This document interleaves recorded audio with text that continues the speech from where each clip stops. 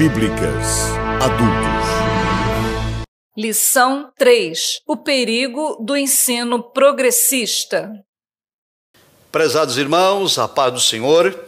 Vamos continuar com as nossas lições desse terceiro trimestre com o tema A Igreja de Cristo e o Império do Mal. Como viver neste mundo dominado pelo espírito da Babilônia. Quero mais uma vez lembrar a todos os nossos alunos, superintendentes e professores a necessária aquisição do livro auxiliar que vai lhe ajudar muito na ministração das lições. Vamos hoje à lição de número 3, com o título O Perigo do Ensino Progressista. No ponto de número 1, fazemos a abordagem Descaracterização do cristianismo. Subponto 1, a deteriorização moral. Fazemos um alerta de que o atual e alarmante crescimento do pecado é uma indicação de que já vivemos nos últimos dias que antecedem a volta de Cristo. Nesse contexto, o apóstolo Paulo adverte a igreja que o comportamento humano estará associado à impiedade com características de profunda degradação moral. Portanto, os sinais que evidenciam um comportamento humano imoral evidenciam que já estamos vivendo os últimos dias, estamos vivendo o princípio de dores. No ponto de número 2, nós temos a erosão da ortodoxia e corrupção da fé. As teses do liberalismo teológico, que nós já estudamos aqui na lição de número 2, reduzem o texto bíblico a um mero registro de experiências religiosas. O principal fundamento da fé cristã, que é a autoridade da Bíblia, é rejeitada e suas verdades espirituais, suas verdades morais são negligenciadas. O conteúdo doutrinário cede espaço para a cultura, para o entretenimento e para o pragmatismo.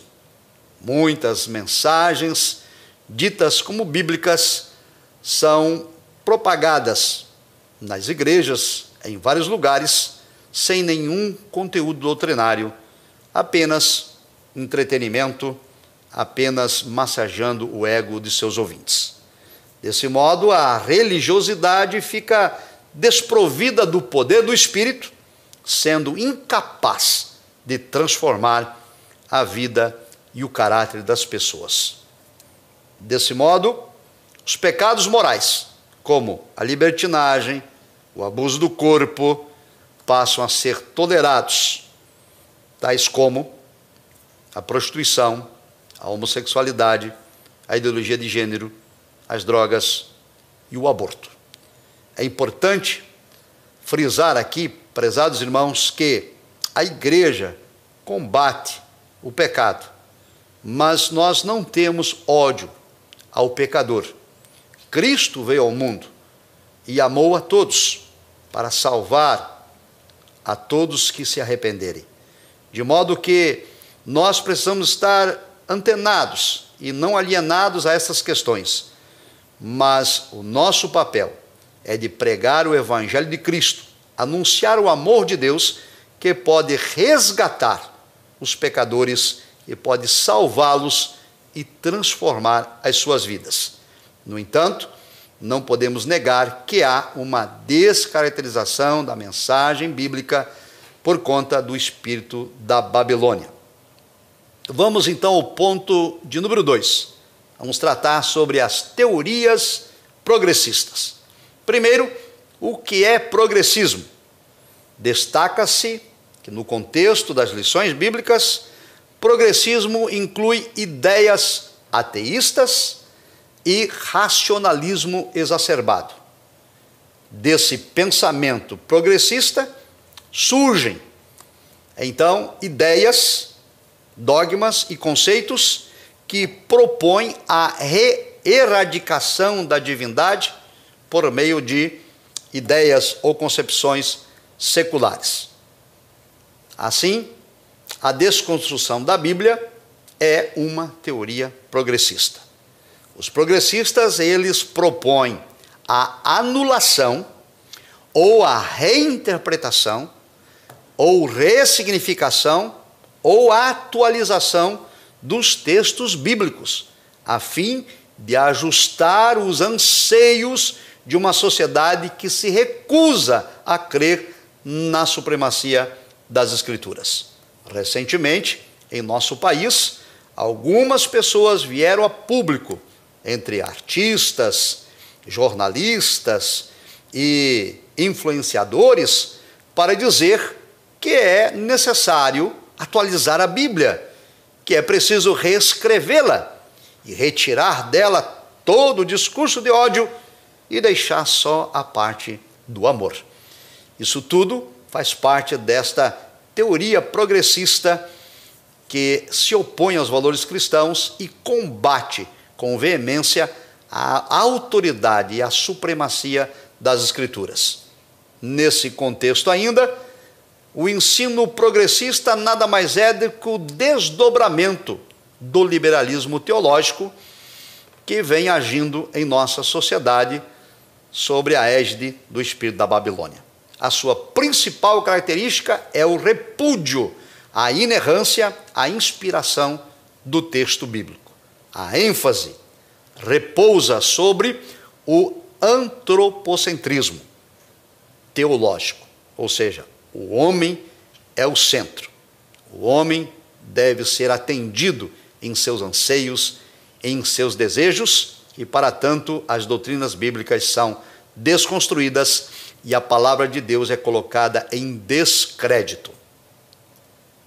Propaga-se, desse modo, um evangelho onde a salvação do homem ocorre por meio de uma reforma social, com a relativização do pecado, com a relativização da moral e com a relativização da fé bíblica. Vimos isso na lição de número 2 da deturpação do pecado original. Desse modo, prezados irmãos, a igreja está sob ataque.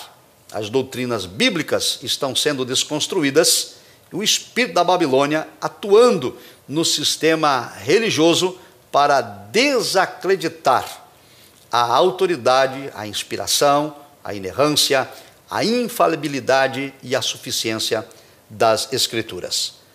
Dentro ainda destas ideias progressistas, nós temos o teísmo aberto. Trazemos no livro auxiliar algumas informações que quero destacar. Esse conceito de teísmo aberto surge de modo formal nos Estados Unidos da América, em 1994, com a publicação do livro A Abertura de Deus. Nessa teologia do teísmo aberto, ensinam que Deus é limitado, que Deus não conhece o futuro em detalhes, que Deus não exerce controle absoluto sobre o universo e nem sobre a vida humana. Ensinam os adeptos do teísmo aberto que o conhecimento divino das coisas que estão por acontecer depende das ações livres dos homens. Ou seja, ensinam que Deus não sabe, de fato, o que vai acontecer amanhã. Dizem que Deus espera os homens agirem e só depois toma conhecimento. Esta ênfase extremada nas decisões do homem, no antropocentrismo, invalida e sacrifica a doutrina da soberania de Deus e ensina que o Senhor é soberano e está no controle de tudo e de todos. Nós temos ainda a teologia da desmistificação, proposta pelo teólogo alemão Rodolfo Bultmann, em 1958. Ele propôs a demitização do texto bíblico. Para esse teólogo, na Bíblia existem mitos que precisam ser separados da verdade. Nesse pensamento, Rodolfo Bultmann vai dizer que céu e inferno, tentação, demônios e possessão demoníaca não passam de mitos. Devem ser vistos, diz Bultmann, como mitologia. Até a doutrina da concepção e do nascimento virginal de Cristo e a promessa da vinda de nosso Senhor são classificados pela teologia da desmitificação como mitologia. Bem, diante disso, nossa fé bíblica está sob ataque. O espírito da Babilônia agindo no sistema religioso. E essa atuação no sistema religioso, ele é refletido no sistema político, no sistema cultural, no sistema econômico e vai, desse modo, colocando e impondo à sociedade uma nova cultura, uma cultura contra Deus, em oposição à palavra de Deus, de tal modo que a mensagem bíblica passa a ser considerada, repito, discurso de ódio. E o patrulhamento ideológico, então, vai tentar cercear a liberdade de expressão, a liberdade de pensamento, a liberdade de crença e a liberdade de culto daqueles que professam a ortodoxia bíblica. É sobre esse aspecto que estamos fazendo esta abordagem. O ponto 3, nós vamos tratar sobre a refutação desse ensino progressista. Primeiro, é necessário fortalecer a autoridade bíblica, porque o ensino progressista ataca principalmente esta base doutrinária da inspiração, da inerrância e da infalibilidade do texto bíblico. Fortalecer, então, a doutrina que rege Deus como autor das Escrituras. E Deus não mente, portanto, a Escritura é a verdade. A Escritura, ela não contém a verdade e nem se torna em verdade. A Escritura é a verdade absoluta. É preciso também validar o princípio da Reforma Protestante de sola Scriptura, onde o termo latim significa somente as Escrituras, que estabelece a Bíblia Sagrada como a única, infalível regra de fé e prática e a única autoridade final para a vida do cristão. O ponto 2, ensinando as doutrinas bíblicas. É a atividade essencial da igreja instruir, expor e corrigir o erro, conforme Paulo escreve a 2 Timóteo 3,16. A atuação primordial, então, da igreja é ministrar a palavra de Deus na busca de transformação da velha natureza. Repito que o papel da igreja é ensinar a verdade do Evangelho que liberta. O slogan das Assembleias de Deus é baseado em 4 vertentes: Cristo salva, Cristo cura, Cristo batiza no Espírito Santo e Cristo breve voltará.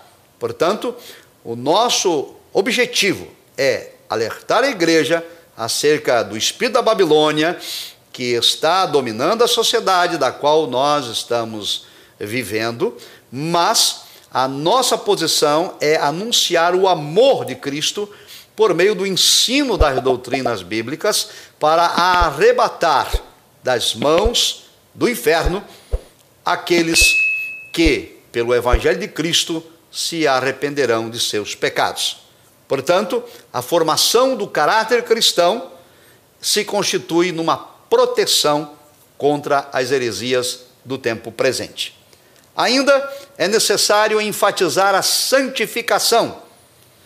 Olha, o fortalecimento da autoridade bíblica já citado, o aprendizado das doutrinas bíblicas já comentados, precisam ser atrelados a uma vida de santidade. 1 de Pedro 1,16. Santidade significa uma vida afastada do pecado em comunhão com Deus.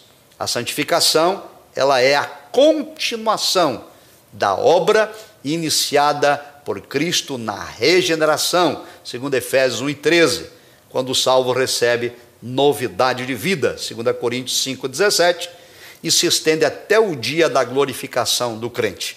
A santificação, ela é um processo, ela é posicional, ela é progressiva e ela vai até a glorificação, quando este corpo mortal se revestir da imortalidade, quando este corpo corruptível se revestir da incorruptibilidade.